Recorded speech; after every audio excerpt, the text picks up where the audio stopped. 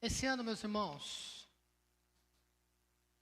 a nossa Páscoa, ela caiu junto com a Páscoa dos judeus.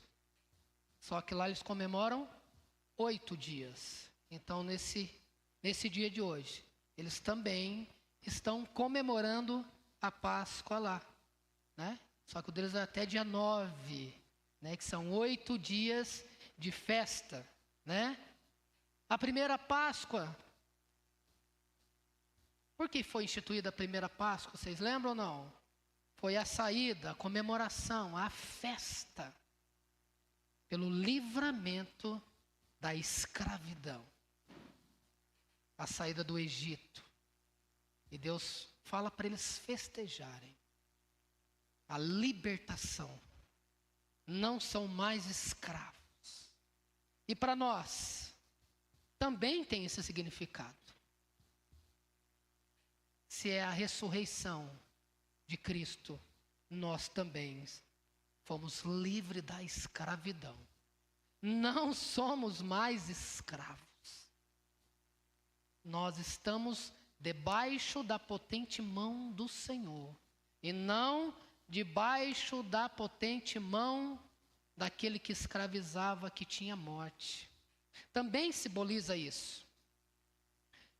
A primeira Páscoa, vocês lembram o que tinha na primeira Páscoa? Um cordeiro que foi morto para que o seu sangue derramado fosse colocado num recipiente. E as pessoas pudessem pegar aquele sangue e passar no umbral da porta, para que quando o anjo da morte passasse, os livrasse do perigo, do mal, da morte. E para nós, continua tendo um cordeiro, aonde o sangue dele foi derramado, para que nós também fôssemos livres da morte eterna. Também tem esse significado. Na primeira Páscoa tinha pães asmos. Sabe o que é um pão asmo? É um pão sem fermento. Jesus vai dizer na sua palavra, cuidado com o fermento. O que o fermento faz? Ele aumenta, ele infla, ele tira aquilo que realmente era, o tamanho que era, o valor que era. O que mais tinha? Cordeiro, pães asmos e ervas amargas. O que representava as ervas amargas? Era o sabor, que eles não poderiam esquecer, o sabor da escravidão que eles passaram por tanto tempo. E o nosso Senhor Jesus, quão amargo foi aquilo que ele passou lá na cruz. Olha bem, que a Bíblia é perfeita, ela vai trazer, e Jesus e Deus na sua sabedoria, Ele institui absolutamente tudo que Deus faz e fez, tem propósito. Absolutamente tudo tem um porquê. Tudo foi escrito, feito, foi pedido para que o povo fizesse com um propósito. Nossa Páscoa tem o corpo de Cristo. E nos faz lembrar do sofrimento, como eles comiam por 8 dias, ervas amargas, pães asmos e o cordeiro que tinha sido morto. A festa para eles representava o passado que eles tiveram, a escravidão que eles viviam. E para nós, na nova aliança, é a revelação daquilo que haveria de vir. Eles não conheciam, era só uma sombra do que haveria de vir. E na nossa estação, nós sabemos e recebemos aquilo que eles esperavam. Quando veio a Páscoa para nós, eles não tinham isso. era só simbólico. Eles comemoravam a saída, mas toda essa festa da Páscoa apontava para Jesus. E quando Jesus vem, a nossa Páscoa ganha nome, rosto e endereço. Eles não sabiam, apontava para o futuro. Mas nós recebemos Jesus. Gratuitamente recebemos Jesus. O problema é que na estação que nós vivemos, se nós não tomarmos cuidado,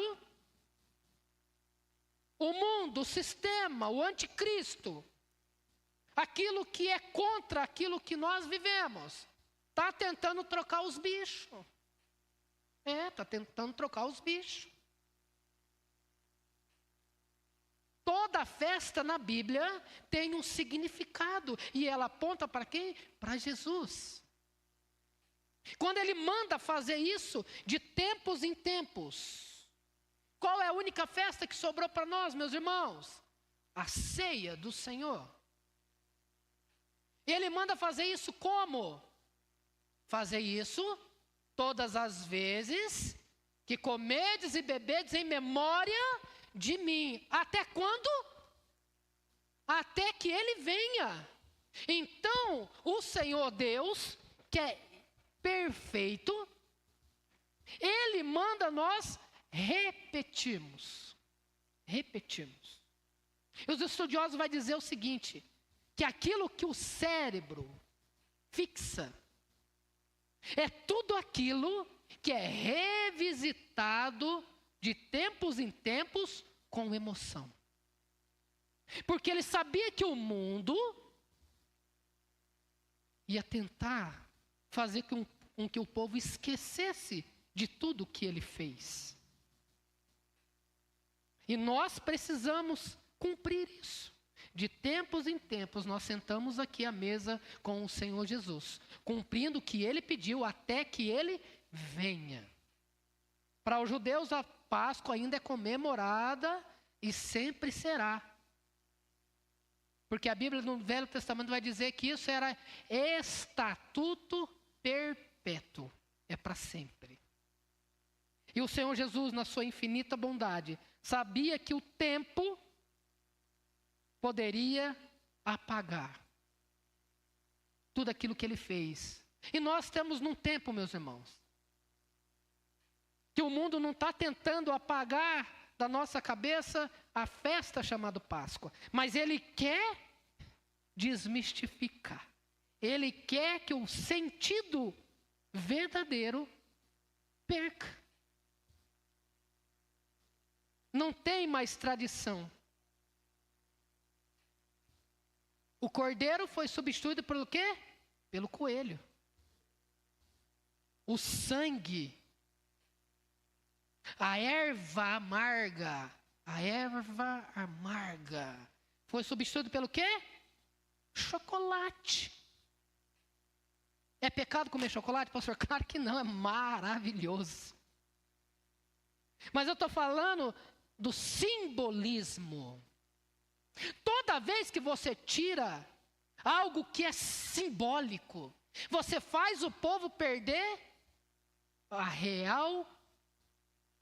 real significado daquilo que eles estão comemorando. E quem nos salvou foi o sangue do cordeiro e não o coelho. Tome cuidado, porque o inimigo, ele é sujo. Ele vai tentar apagar ou tirar tudo aquilo que de fato é importante para nós. Quando eu substituo as coisas, os elementos, eu tiro o significado. Por isso que nós fazemos isso todo mês. Sentamos e fazemos isso em memória dele até que ele venha. Não tem mais ervas amargas. Não tem mais. Acabou, agora é chocolate. Chocolate tem que ser alegre. Mas essa alegria aqui, ela só gera uma dopamina. Sabe o que é dopamina? é uma substância, um neurotransmissor, que provoca em nós um prazer imediato, uma motivação, um conforto. Mas tudo isso sem processo, sem custo e sem memória. Isso não é o significado da Páscoa.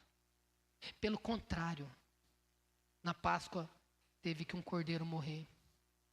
Na Páscoa não podia se encontrar dentro da casa de ninguém nem um pedacinho assim, de fermento. E tinha as ervas amargas. Então, quando eu tiro o simbolismo da festa, quando eu tiro os elementos da festa, a festa não tem mais fundamento. É só o quê? Entretenimento. É só algo que eu vivo no momento, mas não tem fundamento. E o entretenimento não liberta ninguém. Quem liberta é o sangue de Jesus Cristo, o sangue do Cordeiro vertido na cruz do Calvário. E nós temos que tomar cuidado. A festa, a ceia do Senhor, é para que nós saiamos daqui transformados.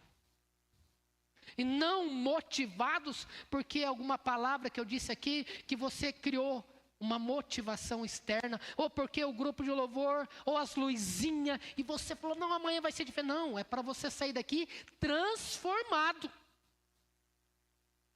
Não é motivado, não. É transformado. Motivado quer dizer que você tem e recebeu ali uma carga do seu cérebro, uma dopamina ali, que pode te motivar naquele momento. Mas pode ser que ali fora você receba uma notícia ruim, e tudo aquilo que você estava animadão, cai por terra. Mas se você sair daqui transformado, depois dessa festa, você pode receber a pior notícia da sua vida, e você vai dizer, glórias ao Senhor Jesus. Tome cuidado. O cordeiro morto para nós, Jesus, morreu para quê, meus irmãos? O reino de Deus não é sobre isso. É sobre o eterno. Ele morreu para mim e você ter vida eterna. Nossa, pastor, mas um dia eu vou morrer, o senhor vai morrer. Isso, meu filho. Isso. Mas o que Jesus deu para nós foi vida eterna. Não foi um recorte. Ele deu vida eterna. Mas o ponto central da minha palavra não é a Páscoa em si, que eles comemoravam a saída do Egito, a escravidão, e para nós comemoramos a ressurreição de Cristo, e é isso que nos importa. Ressurreição, vitória sobre a morte. Esse é o tema da minha palavra. 1 Coríntios 15, 54 ou 55, está aí? A morte foi engolida na vitória. Ó morte! Ó morte! Onde está a sua vitória? Aonde está? Ó morte! Onde está o seu aguilhão? Quem sabe o que é aguilhão? Ninguém sabe? Aguilhão era uma vara comprida, pontiaguda, que era usado para tocar os animais. É uma arma. Ó morte! Onde está o seu aguilhão? O pecado é o aguilhão da morte que nos fere. E a lei é o que torna o pecado mais forte. Mas graças a Deus, que nos dá a vitória sobre o pecado e sobre a morte por meio de Jesus Cristo. Ó morte, onde está a sua arma? morte? Onde está o pecado? Porque o aguilhão é o pecado.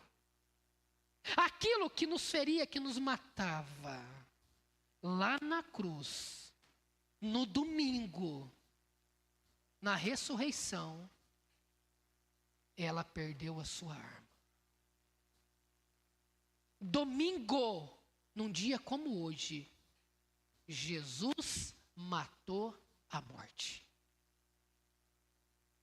Dá para você entender isso?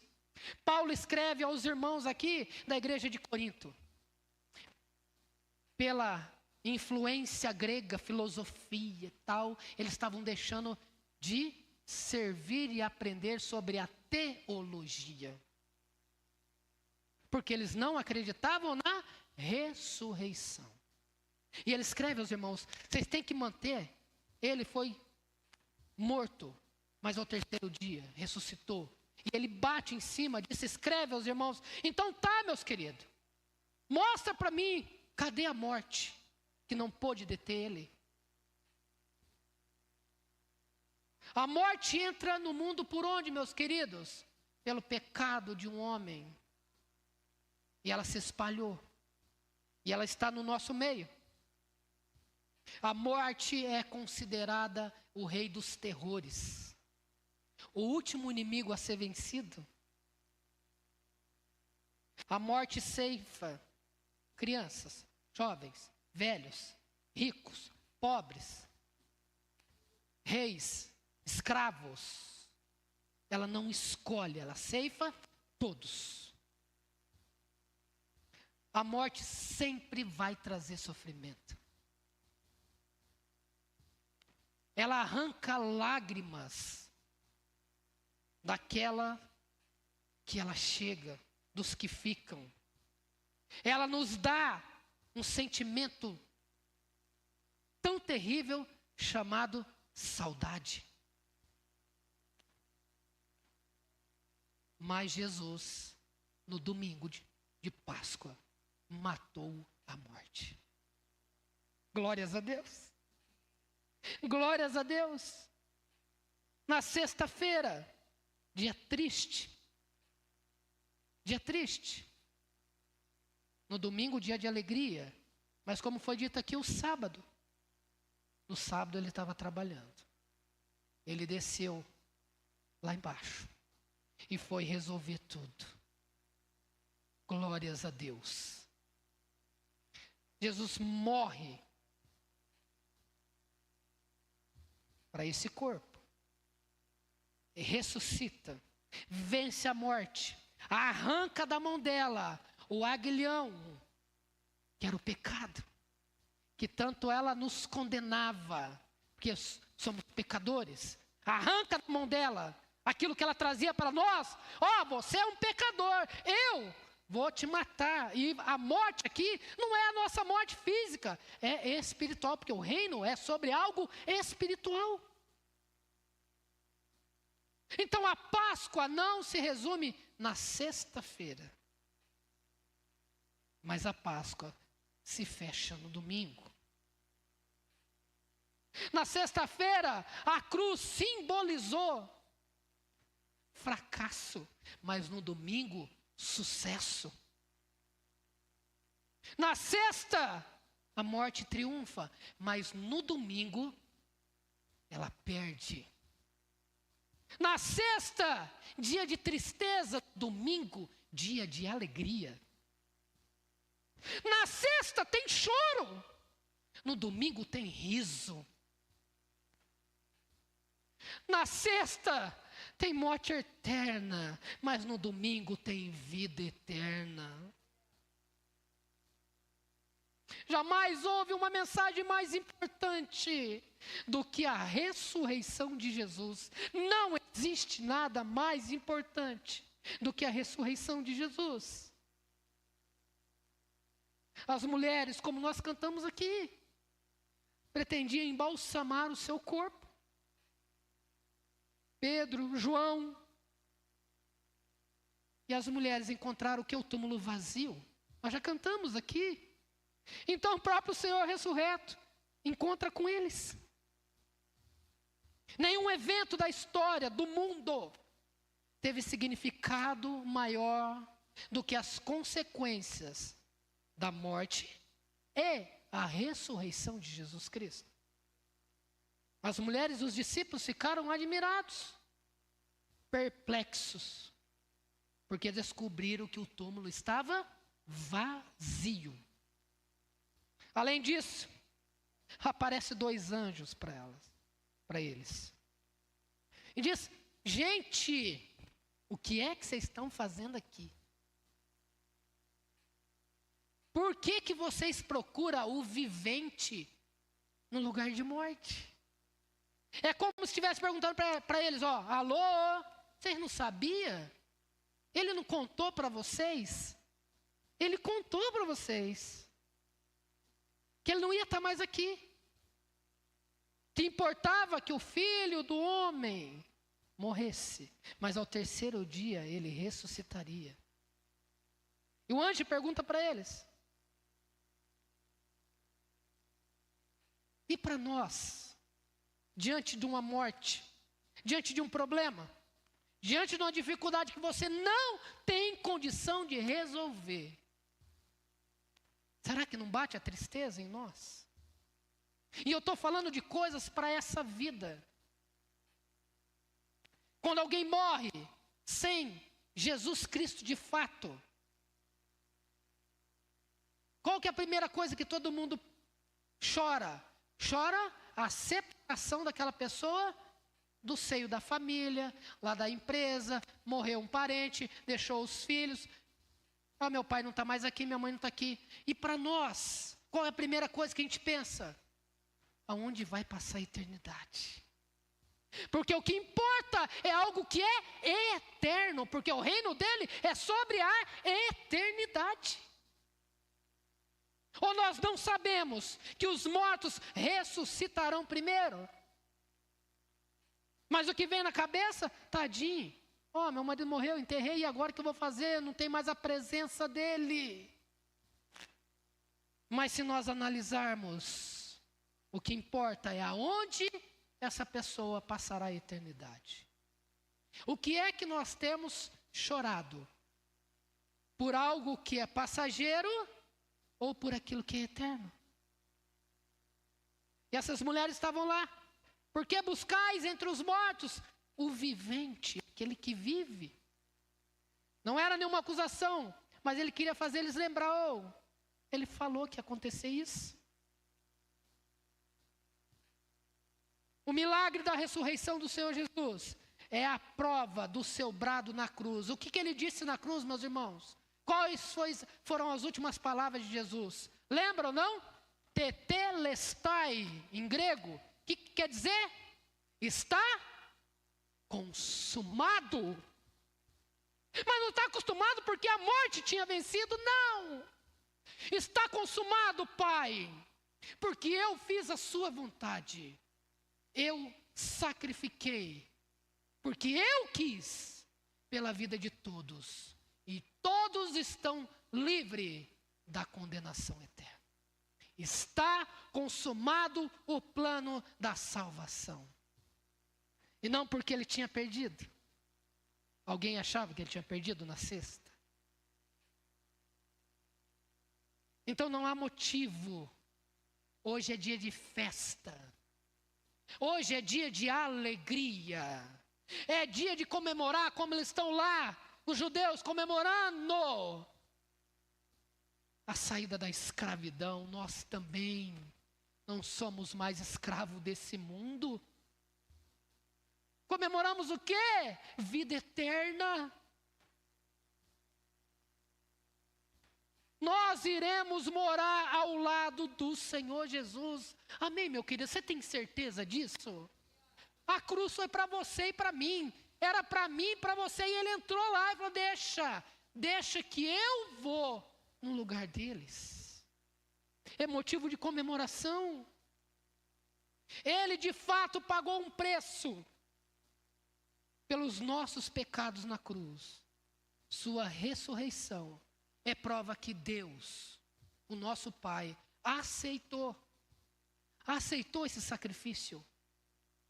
Porque Deus é justiça. Alguém tinha que pagar se pecasse. Nós estávamos condenados. Ele vem, morre e ressuscita para que nós tivéssemos vida eterna. E hoje nós, cristãos, nós podemos cantar, louvar ao Senhor, porque os nossos pecados foram entregues a Ele. E Ele ressuscitou para nossa justificação. É isso, você está justificado. Quando Ele olha para você e diz, não, está quitado a dívida. Não tem nenhuma pendência aqui. Então, em nome do Senhor Jesus, se muitas vezes o inimigo quer colocar na minha mente, na sua mente, que nós somos devedores, que nós somos pecadores, que nós não temos direito ao céu, que nós somos, olha, quem é, Deus é muito grande para você, você não merece isso. Repreenda em nome de Jesus, você está justificado. Naquele dia, na sua ressurreição, Ele libera sobre nós a justificação. A ressurreição de Jesus é a base da vitória sobre a morte. E é a base da nossa fé. Nós vivemos por isso, meus queridos. A nossa fé é fundamentada. Ele era e é o Filho de Deus, o nosso Salvador. E 4 grandes fatos que podem mudar a nossa perspectiva de mundo e de vida eterna. Meus irmãos, entenda. Você vai viver melhor. O reino de Deus não é nada sobre esse mundo. Nós teremos sofrimentos, angústias, lutas, tribulação, doença, períodos de que nós vamos estar realmente precisando de alguma coisa. Haverá um tempo de fartura, sim. Mas o reino de Deus é sobre algo que é eterno. Nem o meu corpo, o seu corpo, tem a importância que muitas vezes nós damos para ele. Porque vai chegar um dia que ele também se acabará.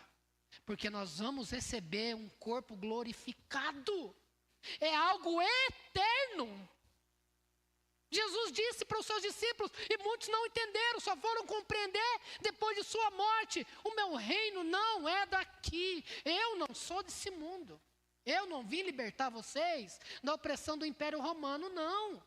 Dai a César o que é de César, dai de Deus. Isso ele separou muito bem, porque o que ele queria fazer na vida de todos nós era salvar para ter vida eterna. Então você não pode, em nome de Jesus, desanimar. Você terá luta sim. Mas o que você ganhou de Jesus, para a nossa estação, o Espírito Santo que nos auxilia, nos ajuda agora. Mas naquela cruz no domingo, nós ganhamos vida eterna. E o primeiro fato que pode mudar nossa perspectiva sobre a ressurreição de Jesus é que a verdade é mais forte do que a mentira. O que o inimigo das nossas vidas tenta nos colocar diante das nossas mesas? O que é que ele tentou colocar para Cristo lá naquele deserto? Depois de ser batizado, foi transportado ao deserto para ser o quê? Tentado, experimentado, provado. Ver se ele podia continuar para ser o nosso Salvador. O que o inimigo começa a apresentar para ele? Uma mentira, dizendo que os reinos do mundo era legal se ele se dobrasse. Que o reino do mundo, ele ia dar para ele tudo. E o que é que tem na nossa estação? O que o inimigo tem colocado diante de nós? Porque ele promete tudo e não entrega nada. É só fachada, é só vitrine. Pergunta para alguém que usa droga. Já perguntou? Parece que quando começa, nossa, pastor, você vai entrar numa vibe, vai viajar. Depois nós temos que ir lá na casa de recuperação lá. Sem dente, sem cabelo, com 18 anos, parece que tem 70. É assim. É tudo ferrado, perde família, perde uma Uma vida profissional maravilhosa? É. Ah, isso aqui é verdade. Não, isso é mentira. Mas na cruz, a ressurreição nos mostra que a verdade é mais forte que a mentira. Ah, pastor, eu não consigo servir ao Senhor, eu não tenho condição. Eu sei que você é limitado e eu também. Então isso não é a verdade sobre mim e você. A verdade é que em Cristo nós somos mais que vencedores. O que é que nos separará do amor de Deus? A profundidade, a altura, é isso. Nada pode nos separar do amor de Deus. A verdade está onde? No WhatsApp? No YouTube? Na IA agora, ela sabe tudo, a IA. Tadinha. A verdade está aqui, ó. E conhecereis a verdade, e a verdade vos libertará. Tome cuidado. Mas a ressurreição mostra que a verdade é mais forte que a mentira. Jesus é a verdade, não adianta o mundo tentar desfazer seus feitos. Olha o tanto de gente que nem acredita na Bíblia, e aí você para ouvir, ele quer citar a Bíblia. Ele quer dizer assim, não, mas isso aí não tem nada a ver, a Bíblia está escrito isso. Irmãos, vá para o secreto. Continua sendo a saída para que você vá bem. A verdade é revelada para mim e para você através do Espírito Santo. Quando eu entro lá e converso com Ele, me assento no lugar que só cabe eu e Ele. Não tem como eu mandar um representante lá. Hoje eu estou cansado, vou mandar minha mulher lá, porque hoje eu... Não, é você e Ele. Os homens que queriam matar Jesus, simplesmente por quê? Porque Ele falava a verdade. E aí que vai uma dica para nós, meus queridos. Na quarta-feira, na célula, eu falei sobre isso. Se alguém se lembra. Nós estamos em guerra. Não, pastor, está lá do outro lado do mundo. É, está lá? Ah, tá, então vai lá abastecer o seu carro a diesel lá para você ver se nós não estamos em guerra. É, meus queridos, a verdade é mais forte do que a mentira. E foi na ressurreição que nós entendemos isso. Porque o mundo faz uma mesa preparada para a gente com manjares, mas o gosto final é amargo. E se nós estivermos na presença do Senhor Jesus, com a nossa Bíblia na mão, no secreto, nós vamos entender que é melhor ficar com Ele. Porque Ele tem vida eterna para todos nós, garantidos na ressurreição no domingo. O que mais, pastor? A ressurreição prova o bem é mais forte que o mal. O bem é mais forte que o mal. As pessoas que crucificaram Jesus não queriam o bem dele. Sacerdotes, sumos sacerdotes, a tradição, achou que tinha vencido ele. Só esses, não, a multidão. Dá para você entender que a multidão gritava para soltar Barrabás. Irmãos, Barrabás, quem que era o Barrabás de hoje? Sei lá, um Fernandinho Beiramar, todo mundo conhece. Está preso ainda, tá, né? Morreu? Não sei. Mas alguém da pesada, alguém que não tinha o mínimo de condição de viver em sociedade. E a multidão gritava, solta ele. Mas não achou nada nesse homem que se chama Jesus aqui. E a multidão fazia o quê? Tem que crucificar ele.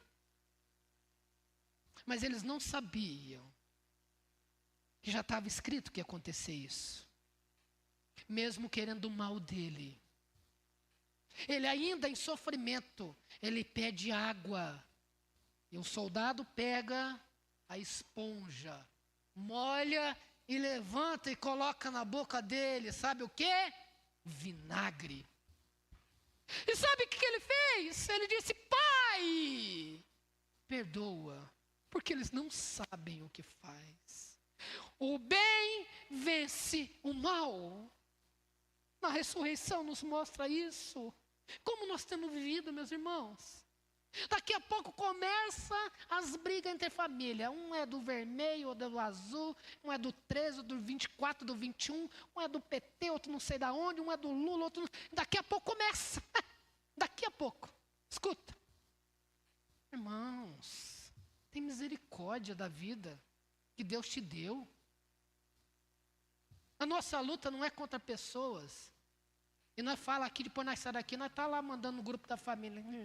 Lá um videozinho do Lula. Ô Jesus, tem misericórdia. O bem vence o mal. E eu não estou dizendo para essa vida, o negócio nosso com Jesus é muito mais que isso, é vida eterna. Entenda isso em nome de Jesus. Temos liberado perdão, meus irmãos? Temos liberado perdão? Temos liberado perdão? Primeiro nós com Cristo. Temos pedido perdão? Temos reconhecido as nossas falhas? Temos pedido misericórdia? E no nosso casamento? Temos pedido perdão?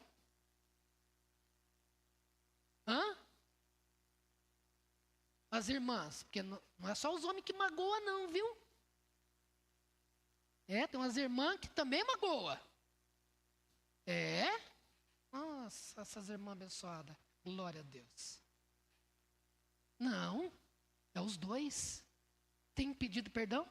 Tem liberado perdão? Quem recebe o perdão? Tem liberado? Em nome de Jesus, começa dentro da nossa casa. O bem vence o mal. Se nós não entendermos isso, a nossa vida é vida de orgulho. Orgulho. E nós não podemos viver assim. O que mais, pastor? A ressurreição prova que o amor é mais forte que o ódio. Aquele povo gritando, crucifica-o, crucifica-o. Ele pede clemência, misericórdia ao Pai sobre a vida daquelas pessoas. Jesus representa, meu querido, o amor de Deus encarnado. É do jeito que Jesus fez por nós, é o jeito que o Pai olha para nós, com amor. Com amor. E por que nós estamos tão longe dele muitas vezes? Qual é o pai que seu filho pedir água, dá algo que não é bebível, ou se pedir algo, dá uma cobra? Não é assim que a Bíblia diz? Porém, o seu Pai Celestial sabe de todas as coisas. Por que nós estamos tão longe desse Pai? Porque nós achamos que muitas vezes, ou na maioria das vezes, Deus está com raiva de nós. Com coisa que nós não for perto dele, ele sai de perto de nós. Está doidão? O amor vence o ódio. Foi a ressurreição que nos deu isso. Bem-aventurados serão vocês quando os odiarem, expulsarem, insultarem e eliminarem vocês como sendo mal por causa do meu nome. O mundo também nos odiarão, meus irmãos. Faz um experimento, se você tiver coragem. Vai lá na universidade, pega uma caixinha de som, como nós fazíamos antigamente, paletó, gravata, né? Um violão, um acordeon, um microfone, que era pouco, dividia com o outro, e dá-lhe Jesus, vai lá fazer hoje para você ver. E por isso nós odiaremos esses? Não, meu querido. O amor vence o ódio. Foi a ressurreição que nos mostrou isso. Tome cuidado. Porque a ressurreição é a base da nossa fé. Sem ela não mostraria que Jesus realmente é o Filho de Deus. Por último, ressurreição é a prova que a vida é mais forte que a morte. Querido, deixa eu te explicar, você não vai morrer. Nós estamos falando do reino de Deus, de morte eterna. Não tem isso nem para mim e nem para você. Você pode dar um glória a Deus aí? Não tem morte eterna nem para mim e nem para você. Não tem mais. Tudo foi consumado naquele domingo. Então por que nós vivemos muitas vezes tristes? Com alguma possível falta nessa vida. Não tem morte mais para nós. A morte é mais forte que a vida. A vida é mais forte que a morte. Está provado no domingo. E o que ele diz? Eu sou o caminho, a verdade e a vida. Quem está em mim jamais morrerá.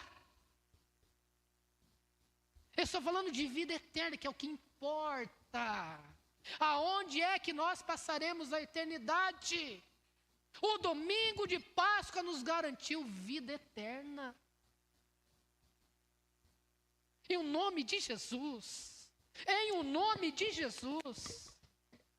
Viva esperando a volta de Jesus, mas tendo a certeza que você viverá eternamente. Meus irmãos, quando nós ceiamos, e nós fazemos isso, de tempos em tempos, é para que fundamente na nossa mente, que fixe na nossa mente aquilo que nós devemos fazer. Você precisa viver esperando Jesus voltar, porque a ressurreição foi certa. E não só isso, em nome de Jesus. Se ele não voltar, meu irmão, nessa geração, o que é que eu e você está fundamentando na vida dos mais novos? Quem é que vai vir aqui dar o sermão? Quem é que vai vir ensaiar? Quem é que vai ministrar? Por isso que fazemos isso periodicamente. E é um exercício também. Lembrar da ressurreição de Cristo pelo significado certo. Tem muitos irmãos que perdem uma ceia e está tranquilo. É como se não fosse importante em o nome de Jesus. Não é só uma festa. É algo que vai te fazer lembrar que você tem vida eterna. Fique em pé nessa noite. Eu não sei o que você anda vivendo. Eu não sei como está a sua vida. Só você e Deus para saber isso. Eu não sei as suas dores, os teus temores, os seus medos. Mas uma coisa eu te garanto. No domingo de Páscoa, te deu o direito de vida eterna. E ninguém tira. Ninguém, pastor, o pecado que era o aguilhão da morte, Jesus tomou. Então ela não pode te acusar disso, porque você foi justificado. Você foi justificado. Hoje não é um dia de tristeza, meu querido. Cadê um sorrisão aí hoje? Sorriu? Mansana? É isso. Deu um sorrisão? Deu um sorrisão? Hoje é dia de alegria. Hoje é dia de relembrar que eu e você temos vida eterna. Quem é que pode tirar isso? Quem é que pode tirar? Alguma luta, algum boleto que você vai ter que pagar amanhã? Semana é dia de pagar a folha de pagamento, né? Jesus, tem misericórdia. E daí? A maio vai ter de novo, junho vai ter de novo. Não é sobre isso, é sobre vida eterna. É dia de comemorar que o sacrifício dele nos deu vida eterna. Vamos cantar mais uma vez? Deus enviou. É para você lembrar, é para fixar na sua cabeça. Nossa, pastor, esse não tem 200 anos. Isso, meu filho. Lembra o que ele fez e nunca mais se esqueça. Pra me salvar. É didático. Deus sabia que nós precisaríamos lembrar, sempre relembrar. Cruz.